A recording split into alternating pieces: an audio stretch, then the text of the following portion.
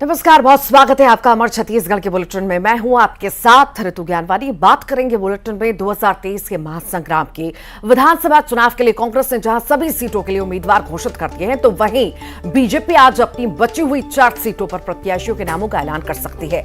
BJP की जो 4 बची हुई सीटें हैं उनके नाम है बेमेतरा, अंबिकापुर, कसडोल और बेलतरा। संगठन बीते 2 दिनों से इन सीटों पर लगातार मंथन कर रहा है। कांग्रेस के ऐलान के बाद बीजेपी पर जल्द सीटों के ऐलान करने का दबाव भी है।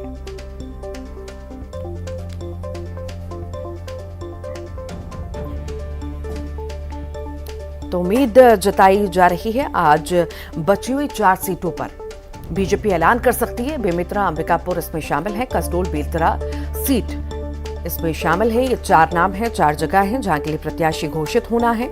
मंथन इस पर लगातार चल रहा है। हालांकि देखने वाली बात होगी कि किसे मैदान में यहां से उतारा जाता है। और आखिर लिस्ट कब तक आ सकती है, किस तरह का मंथन इस पर चल रहा है, किस तरह के विचार पार्टी के हैं, इस पर जानकारी के लिए हमारे साथ आकाश शुक्ला सहयोगी जुड़ गए हैं। आकाश, पूरी उम्मीद जताई जा रही है कि बची हुई 4 सीटों पर बीजेपी आज ऐलान कर सकती है, क्या लगता है? जी बिल्कुल, देखिए सीटों को लेकर लगातार मंथन चल रहा है। जैसा कि आपने बताया कि 2 दिनों तक इस पे मंथन चल रहा है। लगातार पार्टी के नेता जुटे हुए हैं और इस पे सीटों का ऐलान कहीं ना कहीं संभवतः शाम को हो सकता है। बता दें कि सबसे पहले सीटों की जो घोषणा हुई थी, पहले बीजेपी ने सूची जारी की थी, इसलिए इसके बाद बीजेपी ने चौंका दिया था। लगातार बीजेपी एक तरीके से बढ़त बनाई हुई थी। ऐसे में कांग्रेस के ऊपर सूची जारी करने का दबाव था और लगातार वहां भी संगठन की बैठक चल रही थी। लिहाजा कांग्रेस ने तो अपनी पूरी सूची एक तरीके से जारी कर दी, लेकिन बीजेपी 86 उम्मीदवारों को ही मैदान में उतार पाई है। अभी तक 4 सीटें अटकी हुई है, जिसको लेकर लगातार नेताओं की भी चर्चा चल रही है, संगठन की बैठक चल रही है। हालांकि संगठन से जो जानकारी मिल रही है उसके मुताबिक लगभग नाम फाइनल हो चुके हैं, बस सूची की घोषणा करनी बाकी है, जो जल्द हो सकती है। जी ठीक आकाश, आप लगातार बने रहिए, फिर आपके पास लौटूंगी अगली खबर पर। यह भी दर्शकों को बता दें कि जब से टिकट बंटवारा हुआ है, असंतोष की तस्वीरें भी हम देख रहे हैं। चाहे हम बात बीजेपी की करें या कांग्रेस की करें, दोनों पार्टियों में विरोध के स्वर तेज हो रहे हैं। डैमेज कंट्रोल में दोनों पार्टियां जुटी हुई हैं। बीजेपी कांग्रेस दोनों डैमेज कंट्रोल में जुटी हैं। विरोधियों के बगावत से दोनों पार्टियां परेशान हैं। आखिर क्या वाकई दोनों पार्टियां बदलाव कर सकती हैं, प्रत्याशियों में, नामों में बदलाव कर सकती हैं? इसके लिए लगातार सहयोगी आकाश हमारे साथ जुड़े हुए हैं, जानकारी देंगे। आकाश, जिस तरह से विरोध के स्वर तेज होते हुए नजर आ रहे हैं, असंतोष, चाहे वो बीजेपी की बात करें चाहे कांग्रेस की बात करें, दोनों पार्टियों में दिख रहा है। क्या लगता है, जितना हम प्रदर्शन, असंतोष देख रहे हैं, बदलाव की उम्मीद बीजेपी या कांग्रेस में? देखिए, चुनाव में प्रत्याशी उतारने के बाद असंतोष तो लगातार देखने को मिल रहा है, चाहे वो बीजेपी हो या कांग्रेस हो।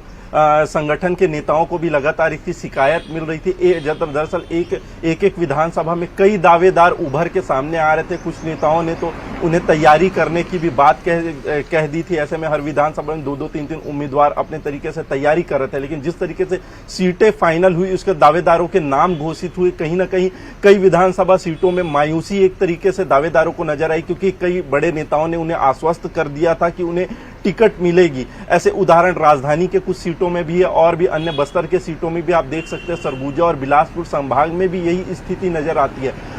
बीजेपी की बात करें तो बीजेपी में भी यही हाल था कि पुराने और नए चेहरों को लेकर लगातार बात चल रही थी। ऐसे में नए चेहरे भी तैयारी कर रहे थे। देखा गया है कि बीजेपी ने नए चेहरों को तो मौका दिया, लेकिन वो पुराने चेहरे जो हारे हुए थे, मंत्री थे, कद्दावर नेता थे, उनको भी मौका दिया, बड़ी संख्या में उनको मौका दिया गया। तो ऐसे में एक तरीके से एक नाराजगी भी क्षेत्रों में देखी जा रही थी और इसको लेकर संगठन भली भांति वाकिफ था। तो संगठन, दोनों ही पार्टियों के संगठन ने टीम बनाई है और डैमेज कंट्रोल में लगातार जुटी हुई। ऐसे विधानसभा को उन्होंने चिन्हित किया जहां पे अधिक विरोध देखने को मिल रहा था। उन विधानसभा में एक टीम भेजी गई और वहां पे समझाइश देकर पार्टी के हित में कार्य करने के लिए कहा गया है।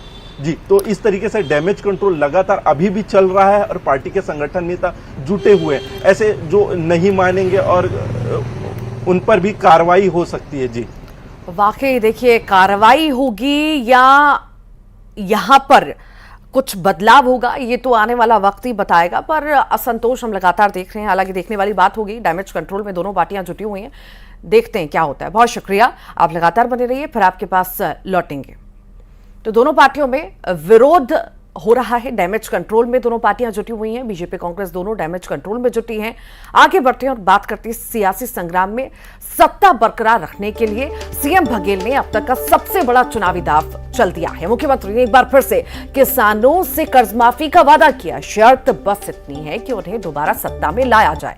प्रत्याशियों की नामांकन रैली में शामिल होने के बाद रायपुर लौटे भूपेश बघेल ने कहा कि पिछली बार की तरह इस बार भी किसान कर्ज माफी की जाएगी। आज हमने चौथी घोषणा की, यानी छत्तीसगढ़ की जनता को 4 गारंटी दी। सीएम बघेल को कर्ज माफी की घोषणा के साथ ही विपक्ष के वार का पहले से अंदेशा था, लिहाजा उन्होंने साफ कर दिया, जैसे पिछली बार किया था वैसे इस बार भी करेंगे। किसी को शंका नहीं होनी चाहिए, किसान जितना मजबूत होगा अर्थव्यवस्था भी उतनी ही मजबूत होगी। उन्होंने कहा कि ये किसानों को मजबूत करने का ही नतीजा था कि कोरोना काल में तमाम राज्यों में मंदी आई, लेकिन छत्तीसगढ़ इससे अछूता रहा। उन्होंने लगे हाथ उद्योगपतियों की कर्ज माफी को लेकर केंद्र की बीजेपी सरकार पर निशाना भी साधा।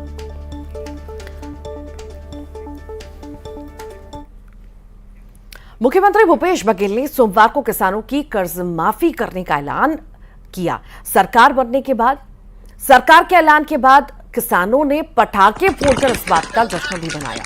खुद मुख्यमंत्री ने किसानों के पटाखे फोड़ते हुए और जश्न मनाते हुए वीडियो सोशल मीडिया पर शेयर किया।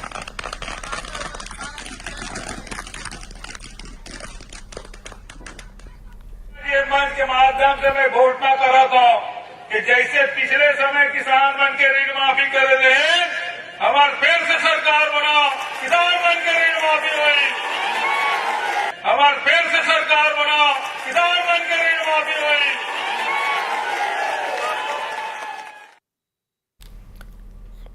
ये तस्वीरें आप रायपुर की देख रहे हैं। देखिए, मुख्यमंत्री भूपेश बघेल ने ऐलान किया कि अगर उनकी सरकार फिर से आती है तो कर्ज माफी किसानों की फिर से होगी। ये बड़ी बात उनके द्वारा कही गई। और उसके बाद आतिशबाजी की तस्वीरें ये आप देख रहे हैं। ज्यादा जानकारी के लिए सहयोगी आकाश हमारे साथ लगातार जुड़े हुए हैं। आकाश, तस्वीरें हमने देखी जैसे ही मुख्यमंत्री भूपेश बघेल ने ऐलान किया कि अगर हमारी सरकार आती है तो फिर से कर्ज माफी होगी। इस पर उन्होंने जोर देते हुए कहा कि अगर सरकार आती है तो फिर से कर्ज माफी होगी। और उसके बाद जो है जश्न की तस्वीरें भी हम देख रहे हैं और दूसरी तरफ से आरोप भी हम बीजेपी की तरफ से देख रहे हैं।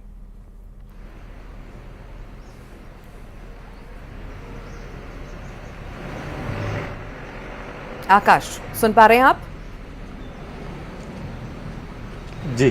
जी, सवाल फिर से दोहराइए। जी, हमने देखी तस्वीरें देखी, हमने भूपेश बघेल को भी सुना। उन्होंने जैसे ही घोषणा की कर्ज माफी की, उन्होंने साफ तौर से ये इसे जोर देते हुए कहा कि अगर हमारी सरकार बनती है तो फिर से हम कर्ज माफी करेंगे। एक तरफ ये, दूसरी तरफ तस्वीर हमने ये देखी कि जैसे ही घोषणा हुई आतिशबाजी की तस्वीरें सामने आई।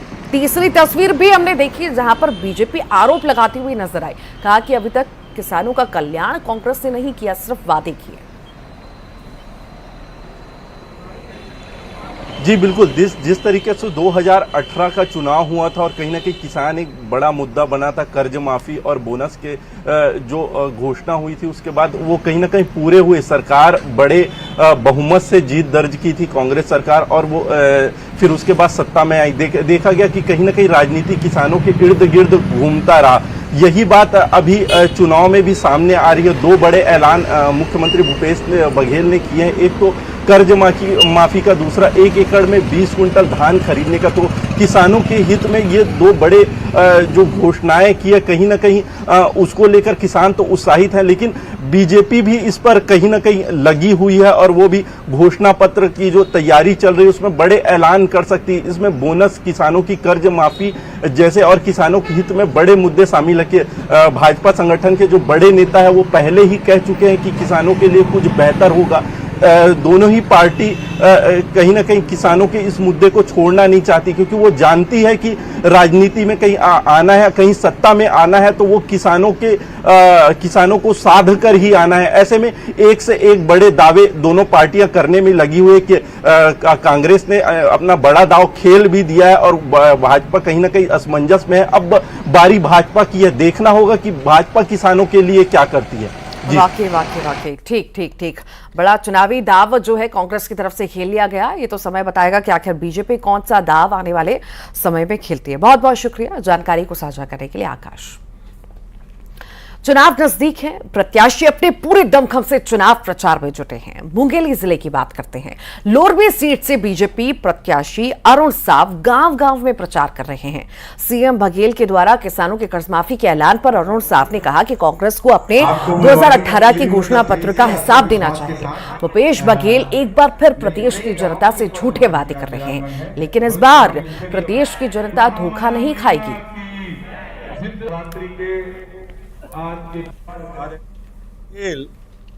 2018 के जो वायदे थे जन घोषणा पत्र के, उसका हिसाब देने के बजाय फिर से नए नए वायदे करके छत्तीसगढ़ की जनता को धोखा देने का प्रयास कर रहे हैं। आज 2018 का कोई वादा पूरा नहीं हुआ है, जन घोषणा पत्र का एक भी वादा पूरा नहीं हुआ है। सेंट्रलाइज्ड बैंक के कर्जे माफ नहीं हुए किसानों के। बाजार से जहां कसडोल से विधायक शकुंतला साहू ने टिकट कटने पर कहा कि पार्टी का फैसला स्वीकार है और पार्टी ने जिस प्रत्याशी को मौका दिया उससे मेरा पूरा समर्थन भी है। और बड़े भैया संदीप साहू को हमारी कसडोल विधानसभा से कांग्रेस पार्टी ने प्रत्याशी घोषित किया है, तो मेरी जवाबदारी है मैं उसको इस विधानसभा से जिता कर लाऊंगी। हम लोग प्रचार कर रहे थे, अभी भी बड़े भैया संदीप साहू जी के साथ में हम लोग प्रचार करेंगे, मेहनत करेंगे और कसडोल विधानसभा से उसको चुनाव जितवा के देंगे। बिलासपुर से बड़ी खबर की बात करते हैं। सिम्स अधीक्षक को पद से हटा दिया गया है। डॉक्टर नीरज शेंडे पद से हटाए गए हैं। हाईकोर्ट की सख्ती के बाद यह फैसला लिया गया। डॉक्टर सुजीत नायक को नई जिम्मेदारी मिली है। सिम्स की बदहाली पर कोर्ट ने यह संज्ञान लिया था। इसमें सिम्स के लिए हर साल 16 करोड़ खर्च होते हैं और ये बड़ा फैसला अब लिया गया है। हाईकोर्ट के द्वारा कड़ी सख्ती दिखाई गई, उसके बाद ये बड़ा फैसला देखने को मिला है। सिम्स के अधीक्षक को पद से हटा दिया गया है।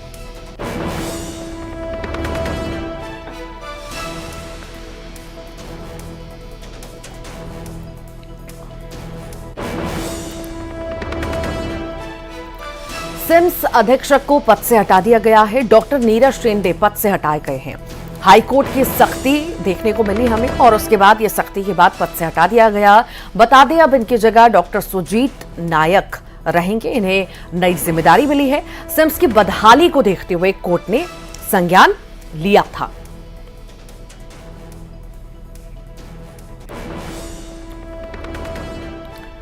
तो सिम्स अधीक्षक को पद से हटा दिया गया है। हाईकोर्ट ने बड़ा संज्ञान लिया है। अव्यवस्थाओं को देखते हुए, सिम्स में अव्यवस्थाओं को देखते हुए लगातार जो है सवाल उठते रहे हैं और उसके बाद हाईकोर्ट की ये सख्ती हमें देखने को मिली। सिम्स अधीक्षक नीरज शेंडे को पद से हटा दिया गया है। हाईकोर्ट की सख्ती देखने को मिली। अब इनकी जगह, शेंडे की जगह सुजीत नायक को जिम्मेदारी मिली है। ज्यादा जानकारी के लिए उमेश मौर्य हमारे साथ जुड़ गए हैं। उमेश, लगातार सवाल उठते रहे हैं अव्यवस्थाओं पर सिम्स की, अब अधीक्षक को हटा दिया गया है। हाईकोर्ट का यह बड़ा फैसला। देखिए, सिम्स जो है वो संभाग का सबसे बड़ा हॉस्पिटल है और दूरस्थ अंचलों से जो मरीज है वो यहाँ पर इलाज कराने पहुंचते हैं। इस दौरान ये देखा गया कि यहाँ पर अव्यवस्थाओं के नाम पर केवल दिखावा था। कई बार ऐसा भी देखा गया कि जो सिम्स में मरीज पहुंच रहे हैं उनके परिजन ही स्ट्रेचर में उन्हें लेकर जा रहे हैं। कई बार ये भी देखने को मिला कि स्ट्रेचर नहीं होने की वजह से या बेड नहीं होने की वजह से जमीन पर इलाज हो रहा है।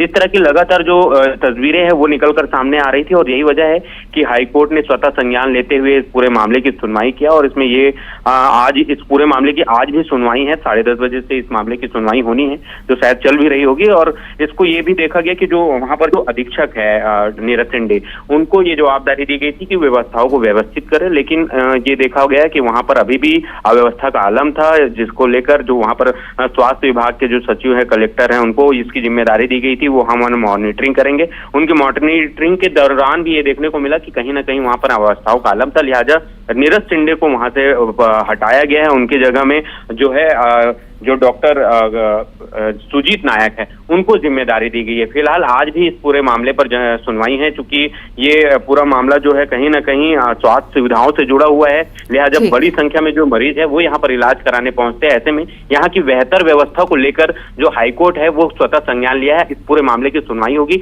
आपको बता दूं कि हर साल इसमें 16 करोड़ रुपए जो है वो खर्च होते हैं, लेकिन वो 16 करोड़ रुपए खर्च होते हैं तो आखिर उसका लाभ जो है वो मरीजों को क्यों नहीं मिल पा रहा है, उनके परिजनों को क्यों नहीं मिल पा रहा। तो सवाल लगातार उठते रहे सिम्स पर, एक बार फिर सवाल उठा है और इस मामले पर आज हाईकोर्ट में सुनवाई हो रही है।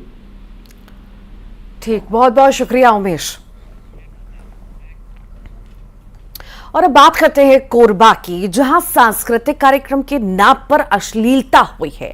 यहां बारबालाओं से फूहड़ डांस करवाया गया, युवतियों पर युवा नोट उड़ाते दिखे। पाली थाना क्षेत्र के नागोई गांव में सांस्कृतिक कार्यक्रम का आयोजन हुआ। इसका वीडियो सोशल मीडिया पर जमकर वायरल हो रहा है। सांस्कृतिक कार्यक्रम में अश्लीलता परोसी गई है, बारबालाओं से फूहड़ डांस करवाया गया है। ये तस्वीरें आपके सामने, डांसर पर नोट उड़ाते हुए भी युवा दिखे हैं। कोरबा की तस्वीरें इस वक्त आपको हम दिखा रहे हैं।